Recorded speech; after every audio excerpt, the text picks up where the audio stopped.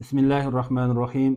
Жараткан Аллах Таала чексиз мактоолорду айтуу менен пайгамбар Мухаммад саллаллаху алейхи ва саллям жана салаваттар болсун.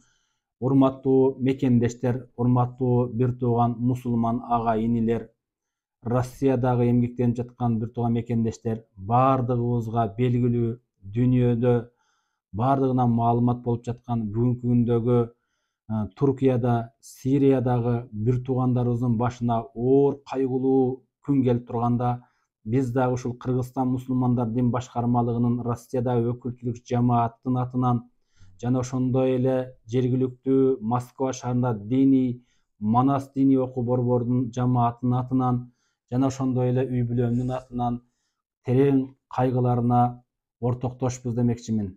Урматтуу мекендештер, ушундай кайгылуу күн келгенде Аллах субхана ва таала Кур'анда аузу биллахи минеш шайтанир раджим иннамал муъминуна ихва. Стаузубилла, Аллах субхана ва таала Кур'анда албетте ыйман келтиргендер бир туугандар деди. Биз баардыгыбыз бир тууганбыз Аллахтын астында.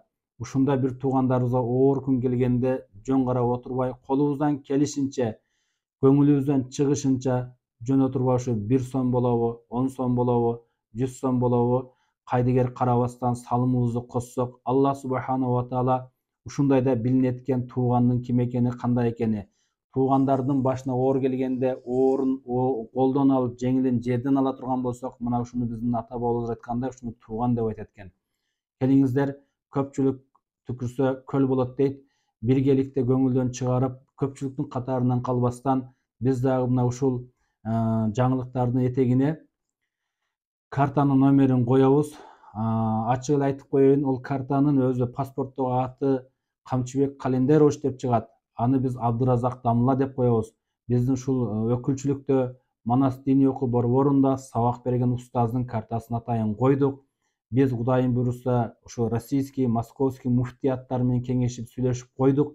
Кудайым буйруса канча түшөт, канча болот, колубуздан жетишинче, алдын жетишинче ошол жакта бир туугандарыбызга, түрк бир туугандарыбызга жана Сириядагы бир туугандарыбызга алдын жетишинче ушу спальный мешокпу же жылуу одеялбу алып, ушул түрк туугандардын элчилигине барып, жана ушул Сириядагы туугандардын элчилигинин астына барып, биргеликте ушул топтолгон каражатты мекендештерибиздин атынан, кыргызстандык, Россиядагы мекендештерибиздин атынан, бир тууган момун мусулман бир туугандарыбыздын атынан ошол жерге тапшырып коебуз Кудайым буйруса.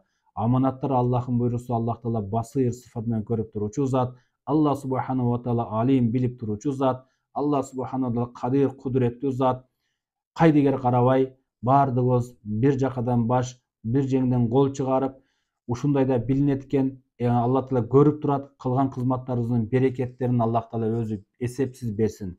Аллах Таала кабыл кылсын, Аллахым ыраазы болсун, ааламда тынчтык болсун. Баардыгыбызга Аллах Таала аманчылык, тынчтык тилеймин. Жана ошондой эле учурдан пайдаланып айта кетейин, мына Москвадан Алла ыраазы болгон болсун, дамла кызмат болсо деди эле. Мен ушул кызматка чакырдым эле. Бир моментте айта кое турган нерсе келип калды, туура көрдүк. Ана бүгүнкү күндө биздин кечээги кайрылуубузга байланыштуу бир канча суроолор болуптур.